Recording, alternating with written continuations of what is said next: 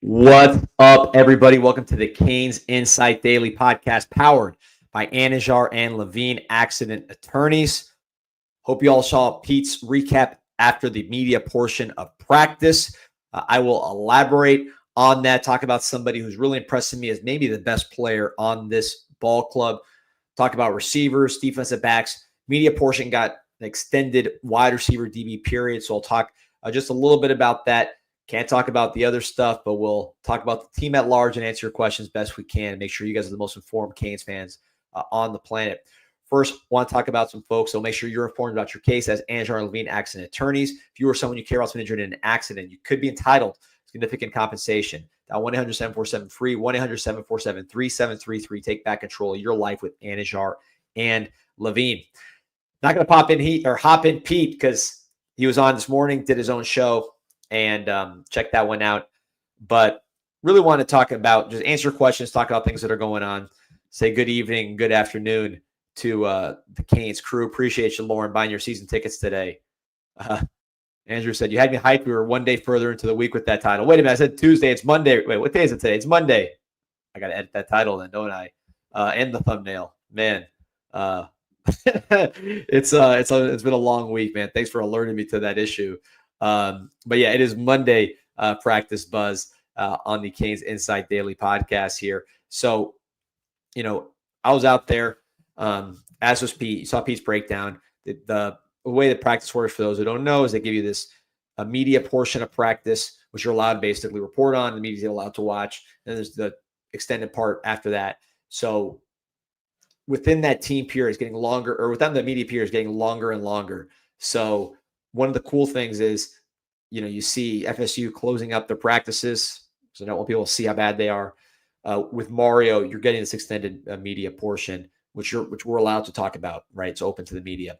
So today, big time one-on-one session, a lot of big plays out there. And I continue to say this, and it's not just me repeating the theme of this podcast every day. This is just kind of what I'm seeing out there, which is I think we really hit with this wide receiver class. Talk about the class of 2025, Malachi Toney, right? This is something we talk about every week, every day, pretty much. He is a veteran. He is beyond his years. He's an early enrollee. He is somebody who reclassified up to this class, but he seems like he's like 22 years old. Consummate pro, mentally very similar to an Xavier Restrepo, probably a little quicker and more dynamic. So that would be somebody that we all know what he's going to bring to the table. I expect him to play a huge role year one. I think we'll see. We don't know if we hit on any of these guys right until the games start, but I feel pretty confident that that's a hit, right? Josh Moore, we've talked about him a bunch. He, by the way, Tony had one-on-ones. He had a bomb, burned a walk-on, had a nice comeback where he went up and grabbed the ball. Excellent ball skills, big hands, strong hands. He's a guy that plays bigger than his size. All little details he has are on point because he works at it. He's a very detail-oriented professional worker. Josh Moore, the big 6'4", 200-pound freshman out of West Broward. Talked about him a bunch on the show. Had a long touchdown today where he basically, he had two steps on the defensive back, and it was kind of overthrown over his shoulder, and he had to contort kind of that way, sliding to make the catch. Full speed, which he did. Very bendy, athletic play. Great coordination to make the play down the field for Josh Moore. And the other one who does not get enough talk, Dalen Upshaw. Dalen Upshaw from Alabama, the 3-star, one of my favorite players, probably my favorite player in that class relative to his ranking. Someone I really felt strong about. A lot of traits that good wide receivers have. He's continuing to make plays. We saw him in the one-on-one session just blow by the defensive back at about 3 steps and catch the touchdown. He can go deep. He can run with the ball. You saw him do the end arounds and the short passes in high school. He can run routes. He can get in and out of his breaks, catches with his hands. Big, strong frame, sturdy frame, but someone who's not like a grown man necessarily, like in the face. Like he's someone you still see growing a little bit. So I'm bullish on him. I'm bullish on all 3 of these wide receivers. And, as we get to this portal era, this revenue cap era where you're thinking about we have to make tough choices and all that, I would do everything I can to keep this wide receiver group together. That'd be my priority. One of my priorities is keeping this wide receiver group together. They got to prove it in games. I don't want to get too far ahead of myself, but just seeing these guys and how they operate, I think we hit. And I'd love to keep these guys together because I think they'd be a dynamic trio. Maybe you're liking a pure speedster in that group, like a 4-3 kind of guy, but you got Van Spafford committed, who was the fastest man on the camp circuit with that laser 4.35. So add him to the mix. You got speed, quickness, sturdy route running, and then the size and physicality. You got a nice little wide receiver crew right there that you can build with in the future. So I like the direction that position is trending. Yeah, that's right. I like the direction that position is trending. It's like I got to get better at these afternoon shows, man. The mornings are easy. Your brain still works. I've been baking in the sun all day. But yeah, so the wide receiver group, impressive as far as the young guys. One older player I wanted to highlight, Chance Robinson. We get asked about him more than any player in the world. We did a video on him where we interviewed him, which did huge numbers. People love Chance Robinson. He is a very popular player. Had the privilege of meeting with his family today. They were very, very nice and obviously very interested in seeing him stay healthy, number one, and do his thing on the field and get that opportunity. And he has been doing a nice job, man, running routes sharply for his size. A big, strong guy, but he's been running routes. He catches the ball with his hands. He has some twitch to him. I like what I see from Chance Robinson very early with him because he's someone it's his second year. I've probably seen him less than the freshman wide receiver who were here in spring, just because, again, he just hasn't been available, at least not when I've been there. But he did a really nice job today, did a really nice job yesterday. I see him doing the right things, getting that opportunity to play. Other guys that kind of impressed me in that one-on-one setting. Let's go to the defensive end because we're focusing so much on offense. Chris Ewald. Chris Ewald is a guy that continues to get a lot of praise from the coaching staff, a lot of opportunity from the coaching staff, very technically sound, similar to Malachi Tony, another Broward guy, but on the other side, someone who's playing a lot of good competition, a lot of good football, very fine-tuned in his technique. He's not going to overwhelm you with his size and speed like a Xavier Lucas, right? But he's long. He's got definitely plenty of length to play the position, and he's fast enough and he's quick. But he just really is as high IQ and productive. He can play that nickel position. He can play outside. I think nickel particularly suits him because of his IQ. So very, very interesting player, Chris Ewald. I like what I saw from him in the one-on-ones. Appreciate you, Canes 305. He says, hot take, this wide receiver core will be better than last year's. I don't think that's necessarily crazy. The one that's going to be hard to replace is Restrepo. And I think you also have to replace the experience. What I mean by that is, let's say Malachi Tony is eventually the best player of all these guys, or JoJo, or whoever we're talking about, Josh Moore. That doesn't necessarily mean they're going to be the best this year because they don't have the experience of a Jacoby George who's in his fourth year, Sam Brown, who didn't help you too much, but he did make some plays, older player, fifth-year player, Isaiah Horton, third-year player, et cetera. So they're younger, aside from C.J. Daniels and Keelan Marion, who, by the way, I'm going to mention in a second. So we'll see, but I don't think there's a huge gap there, right? I think talent-wise, very similar, if not better this year. But experience, being able to get it done at the number one passing offense in the country, to repeat that this year, I don't see that happening, even if Carson Beck is what we think he is, and I continue to think he's going to be a really, really good player.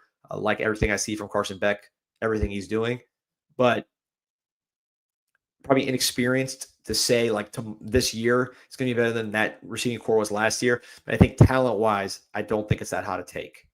Like long-term career-wise, I don't think it's that hot a take. So again, Malachi Tony is going to be set records. Josh Moore is going to be a really good player. Dalen Upshaw is going to be a really good player.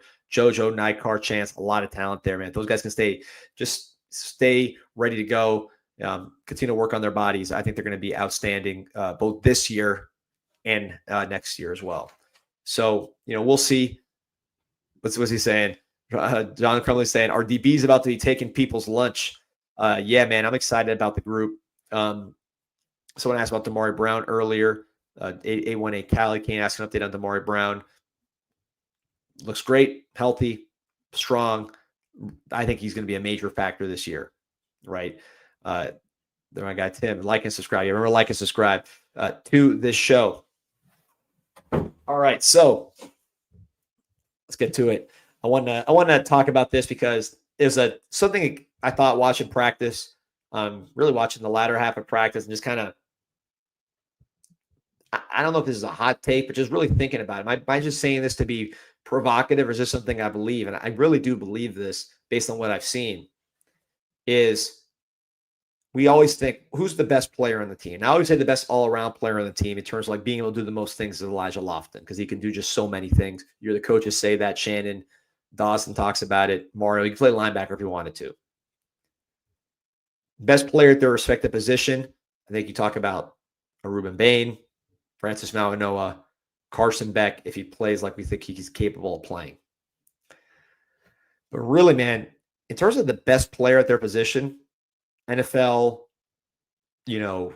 college production, NFL projection, this year production, I would not be shocked if it is OJ Frederique, the true sophomore from St. Thomas Aquinas. And I'll tell you why. Watching him out here, you saw the freshman year, and I'm not a big Pro Football Focus guy.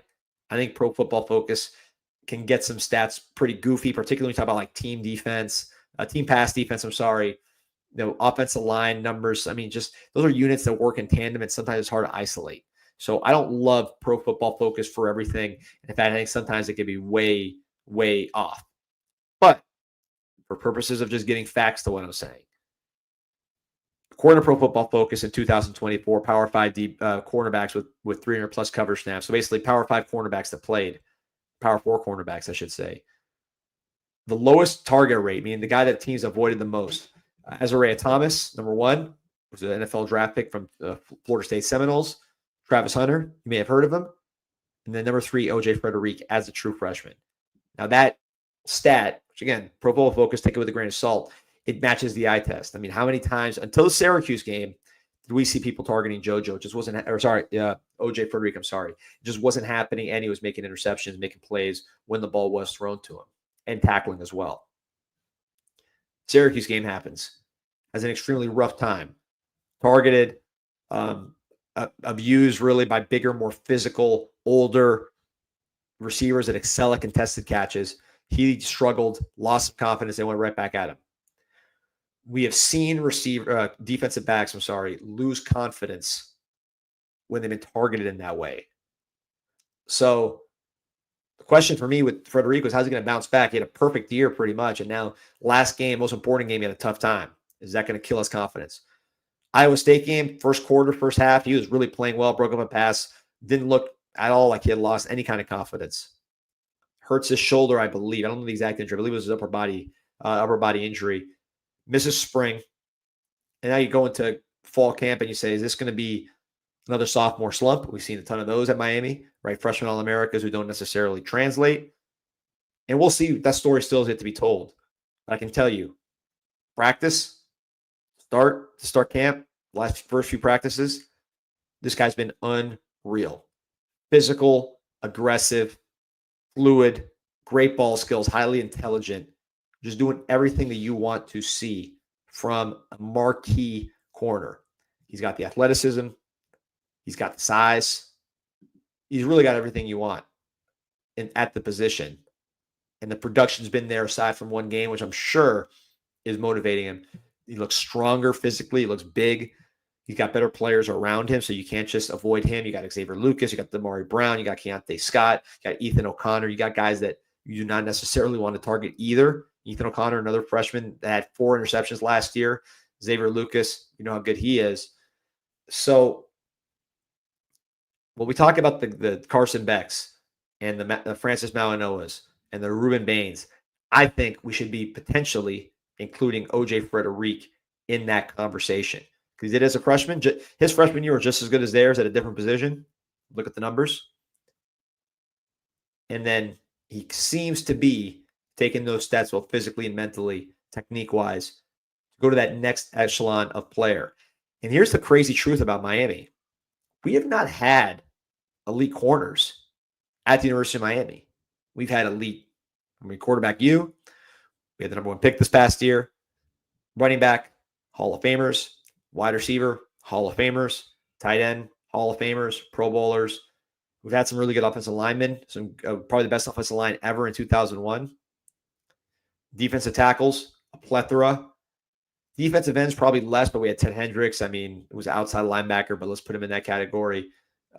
Calais Campbell, really solid, good players in the 80s and 90s there. Impactful college players who did play in the pros.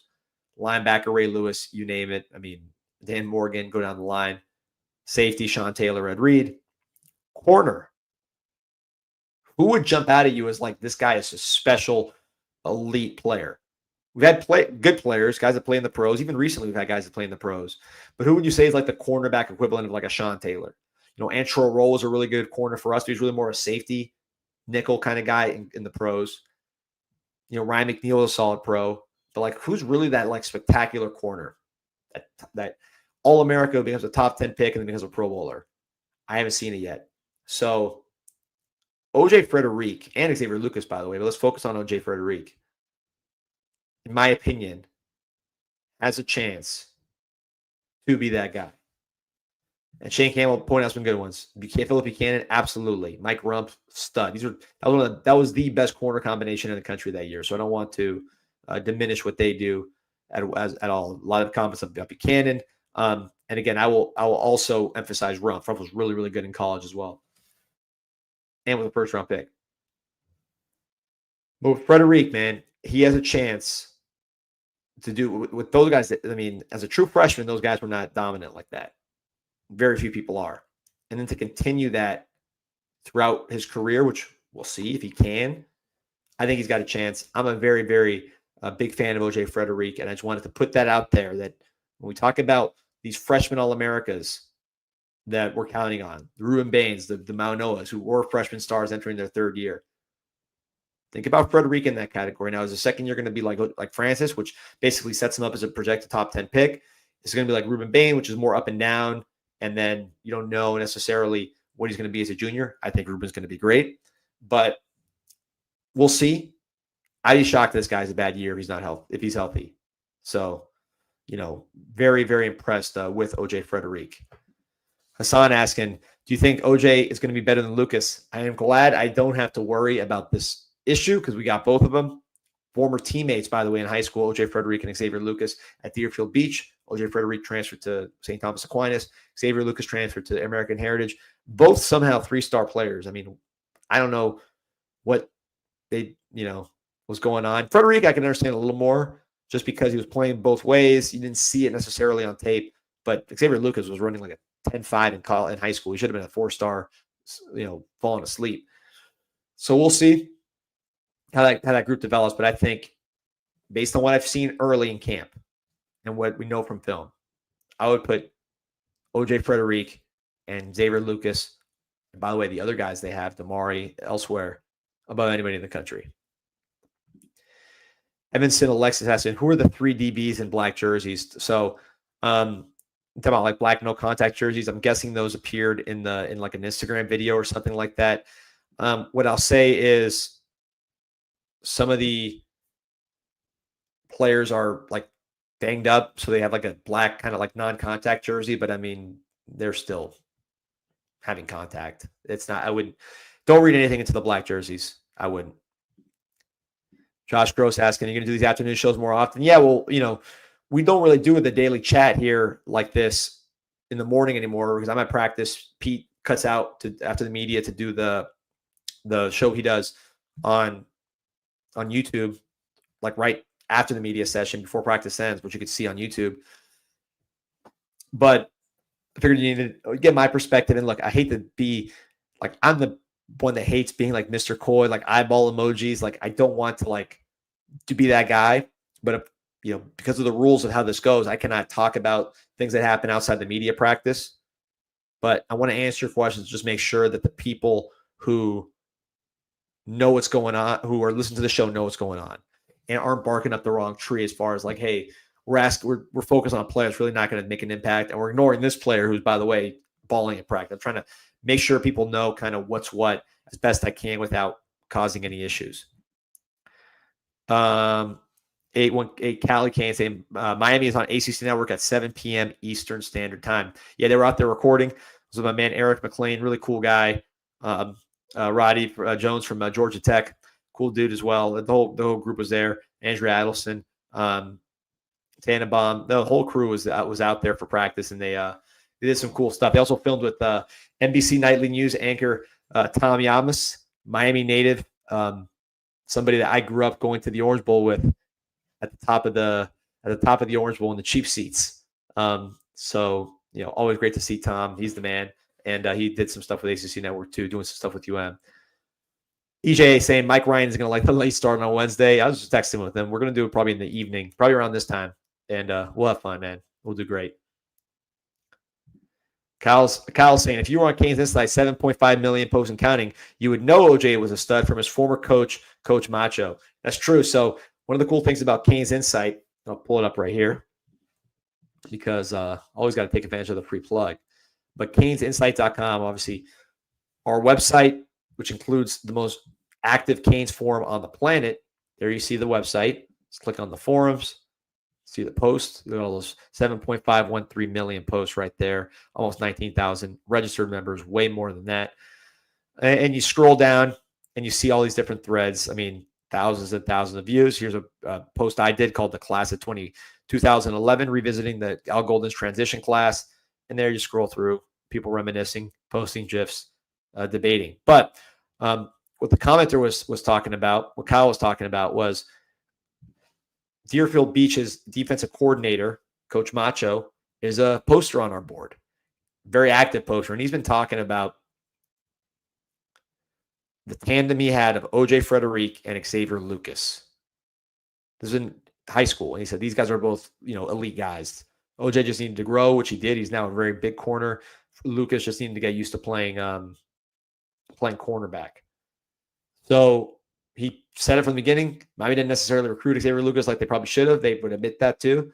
They did get OJ Frederique, but the first guy to really push those guys, Miami guys, was Coach Macho. That's the cool thing about CanesInSight. It's got a lot of former high school coach or current high school coaches, guys who coach these players, guys who coach against these players, guys that really know football on the CanesInSight message boards. Plus, there's just random anonymous people that like to start arguments. Some of the funniest people you've ever seen, and just really knowledgeable people. Maybe some people aren't that knowledgeable that get yelled at, and just a lot of different folks on there. That's why there's 7.5 million posts. If you're not on there, join for free today.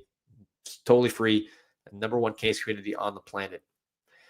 Travis Thomas from the episode of Street. I am on Judd like I was with Judd Corey Brown. I hope he stays. He's my guy. I know. Listen, if Judd does his thing, I know exactly who to congratulate first because Travis has been all over that one.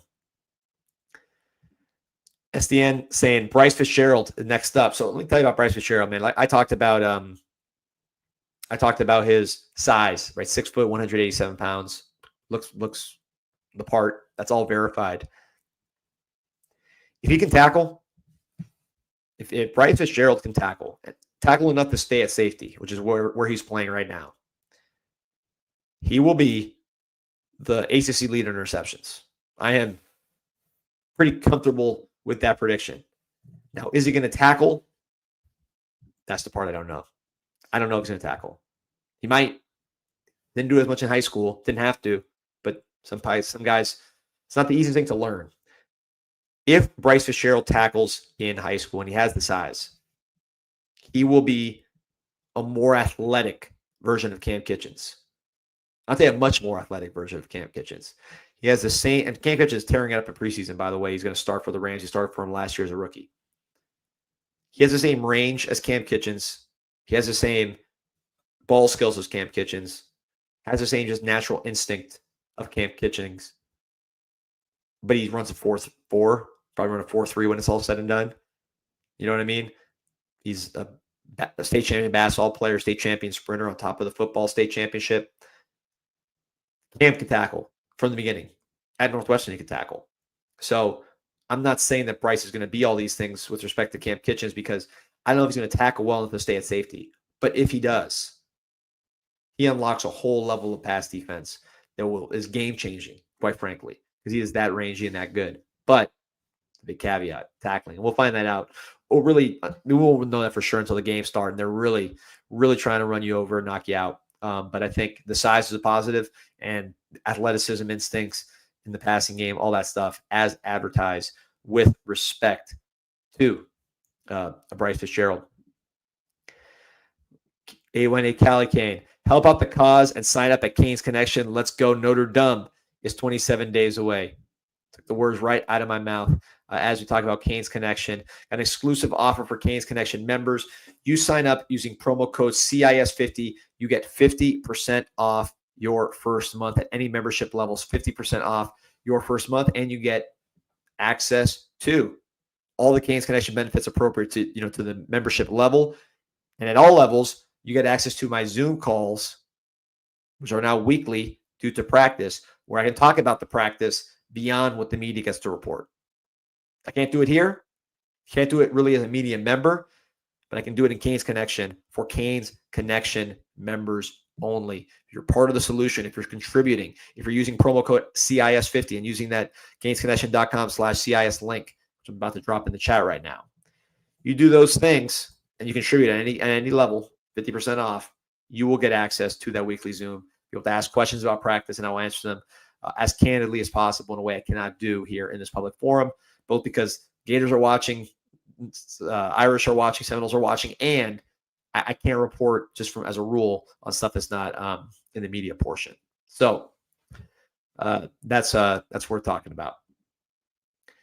Quank Time says Jabori Antoine talking about looks like he's 14 years old. He does. It's a good thing. That means he's got a lot of growth potential. When you have guys that have like a beard when they're 12 years old, that means they're probably not going to grow that much or improve that much. So give me the baby face. Raising Canes. So while they're walking around at 230 at 18, naturally he's going to add some more weight. How big do you think he can get before they look at the defensive end? I think he's probably pretty far advanced, right? I don't know if it's for sure that he's going to be gaining weight. I think he's just one of those guys that's already big.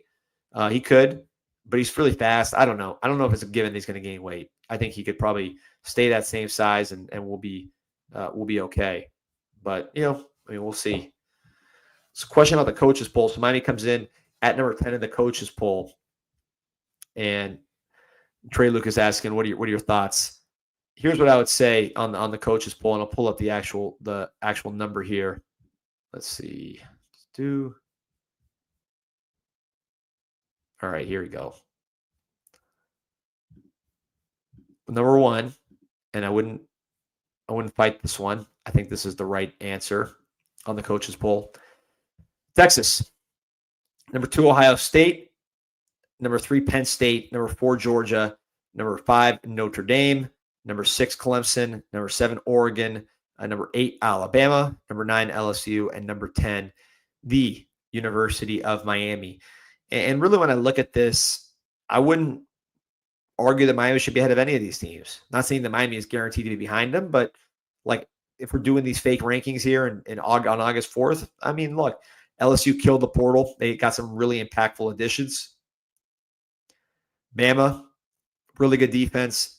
I think their receiving corps is as good as it gets with our old friend Isaiah Horton, Jeremy, and of course Ryan Williams. Oregon's dealing with some tough injuries, but I'm a believer in Dante Moore. They've been recruiting very, very well. I love Decorian Moore, their wide receiver, their freshman wide receiver. I think he can be like the Jeremiah Smith of this year. Not as good, but that kind of player. And they just got a lot of talent, man. But I can see that one being ahead of us. Clemson, they got the premier players. They won the ACC. They get to keep the crown. Notre Dame in the championship. Georgia, track record of consistency, won the ACC. Penn State did well in the playoffs. They bring back everybody. Ohio State champion, and Texas, I think, would be my preseason number 1, just based on the completeness of what they bring back. So I'm not fighting any of those guys in front. Now, if you look behind us, these are teams where if they were ranked ahead of us, I would probably fight. So, for example, Arizona State, no Cam Scadaboo. That's a major question mark there. Illinois, they got some good players, but would you bet on Illinois to beat Miami in a neutral field right now? I wouldn't. South Carolina, I think Lenore Sellers is probably my favorite quarterback in the country that doesn't wear orange and green. I think he's really, really good. I think if I had to pick the number 1 pick of the draft next year, I would probably say Lenore Sellers or Carson Beck, but definitely Lenore Sellers. So I can see South Carolina here, but they lost some stuff. They lost a lot on defense. They were very, they put a lot of guys in the draft. Michigan, a lot to prove. They didn't play well. Ole Miss lost their whole team. They had a real chance to win last year. They didn't. SMU lost a lot of guys, including a lot of former Canes. And then Florida lost 7 guys to the draft, 20-something guys to the portal, and had the 92nd ranked portal class. So I find them to be appropriately ranked, if anything, overrated. So 10 to me makes a lot of sense. I actually think this is a perfect ranking. I wouldn't change it at all, other than having Miami win games during the real season and go up. But as far as a preseason ranking, I think it's appropriate. So push back if you think I'm crazy, but I think that's right. Josh Gross saying, I don't know how Michigan's in the top 20 after last year. Well, their last 2 games, they beat Ohio State and then they beat Alabama. That's pretty good. I think Michigan's earned it with the way they won those 2 games, my opinion. They have question marks. Bryce Underwood was a true freshman, right? You don't know what he's going to be. They lost a lot of talent to the draft, as they usually do. But I don't know. I think they're pretty legit. EJ saying the propaganda behind those a propaganda machine behind those Gators is ridiculous. I agree. I think, look, Notre Dame is a real opponent. The Gators can beat Miami, but the Gators are not Notre Dame. You look at DJ Lagway. I think DJ Lagway is a stud, very talented. I'm not a DJ Lagway hater at all. I believe in him. But you need Cam Newton on this team because you've lost 24 people to the portal, including to teams that are better than you. At least they were better than you last year. And you lost players to those teams, including LSU, including Alabama. And then you replaced them with the 92nd ranked portal class. So you lost a lot and you brought in nothing. Plus they lost 7 guys to the draft. To me, is that the formula to win when you have a quarterback that's good but injured and somewhat inexperienced? EJ says those freshman receivers are legit, though I will admit, I'm very talented. They got a long way to go. So, we'll see. We'll see where that all goes. But I like these rankings. I got to say, I would love to come and hot take all over these and say they're crazy. But as I look at them, you know what? The one team that I think is being treated wrong right here, Indiana. Why is Indiana the 19th ranked team in the country? Did I miss something with Indiana? They were a playoff team last year. They won, 11 games in the Big Ten? Their quarterback left, but the guy they got, Fernando Mendoza, is better than the guy that left. Their left tackle's back. They got a running back in the portal who's better than the running back who left. They bring back their top receiver in Surratt. They upgraded a tight end. Their defense brought back their leaders, all the James Madison guys that came over. They bring back D'Angelo Pons for their All-America corner from Chaminade Madonna. They have another corner in South Florida, whether it's Amari and Knighton from Deerfield Beach, Jamari Sharp from Northwestern, 2 very fast guys, well coached. Indiana, to me, should be probably, right here in this mix, anywhere from 11 to 14, maybe higher. If you told me Indiana was right down to Miami, I think Miami beat Indiana, but from a resume standpoint, I couldn't fight it. So that's, if you're asking me what team I think is, if I'm looking at these rankings, it's Indiana. I think Indiana is getting penalized for being bad for so many years. Because if you look at last year's team and you look at what they've added, to me, Indiana makes more sense. And Josh Gross saying swapping Illinois and Indiana, I agree. Illinois was good too. They finished their, they beat South Carolina in the bowl game. They bring back a lot of guys too. So I'm not an Indiana hater, but I'd move Indiana up. And then Arizona State, you give them respect for playing hard against Texas and really should have won that game. But you remember who they had. Running back, Cam Scadaboo. He's not there anymore. He did everything for him. So interesting ranking. But yeah, man, that's the show to today. We're doing a short one because we got Pete's show in the books. Before we go, want to talk about Miami Hurricane Team Store. I know everybody is out there in the summer. It is pretty much hot everywhere, and except I don't know what the weather is in some of these other countries that join us in the chat. Germany, Africa, that's probably pretty hot there in Botswana. All the different countries that join us worldwide on the chat, but certainly United States, it's hot out there. So get your Miami Adidas Light Blaze slides that just dropped. Use promo code INSIGHT20, get 20% off your first item. Promo code INSIGHT20 for 20% off your first item at the Miami Hurricane team store, MiamiHTS.com if you're not local. Again, short one today just because we did the Pete show. If you haven't checked that out, see it this morning. We'll be back tomorrow. No practice tomorrow, so we'll probably be back at the normal time, or light practice tomorrow. So we'll be back at the normal time to answer even more questions, have some more fun with Pete on that one as well. Appreciate everybody for joining us. Go Cranes. Go Canes. Let me get that right.